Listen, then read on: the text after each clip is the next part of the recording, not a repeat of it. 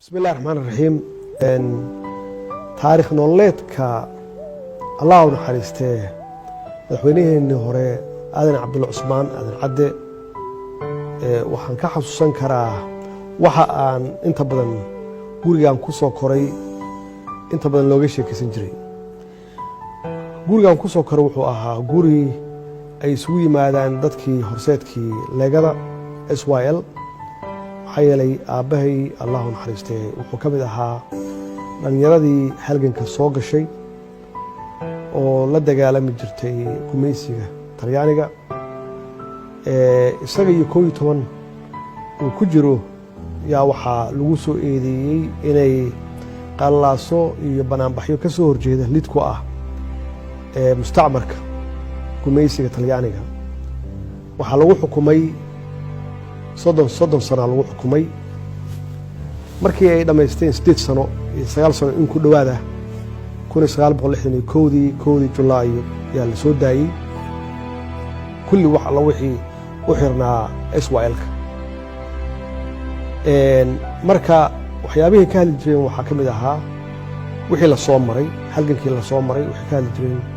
sidii loola dagaalamay Talyaaniga taariikho iyaga u dhaxeeyay dadka halgamayaasha ah oo markaas sheekeysanayo reflection sameeyay wax soo xasuusanayo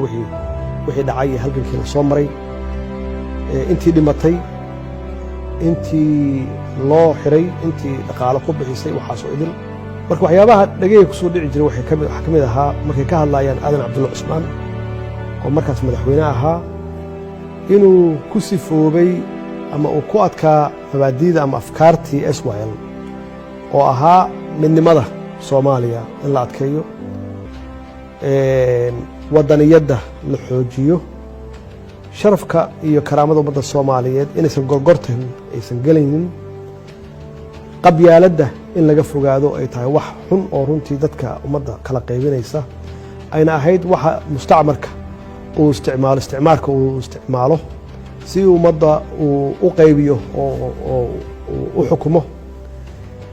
dawladdiisana runtii inta badan waxa lagu xasuustaa oo soo maray marxaladaha soo maray inuu ahaa runtii nin ku adag afartaas mabaadi iyo shanta mabaadi ay aaminsanaayeen halgankii iyo hawlwadeenadii iyo platformkii SYL oo ahaa midnimada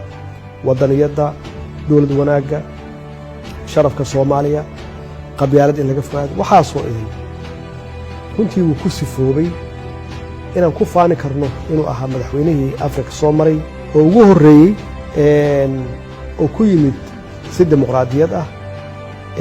kuna tagay ama xukunka ku wareejiyay si dimuqraadiyad ah waana wax loo baahan yahay hadda naftigeeda inaan ka baranno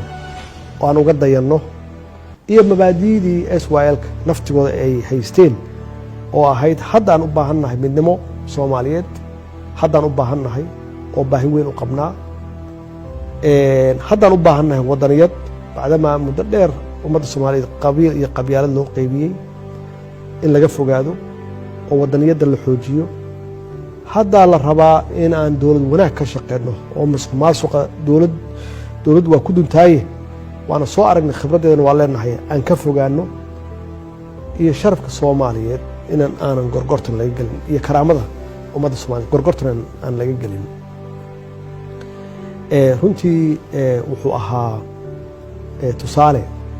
aadan cabdulla cusmaan tusaale ahaa dadkana inaan xasuusino oo maskaxdooda runtii aysan ka bixin haddii la arko madaxweynahaas masuulkiisana macnaheedu waxay tahay halgankii la soo maray SYL soo martay inaan xasuusnaano dimuqraadiyaddana inaan xoojinno oo aan adkeenno inaan xasuusnaano marka runtii waa tusaale wax laga baran karo allah u naxariisto madaxweynihii hore aadan cabdulla cusmaan jannadiisii iyo naxariistiisina allah siiyo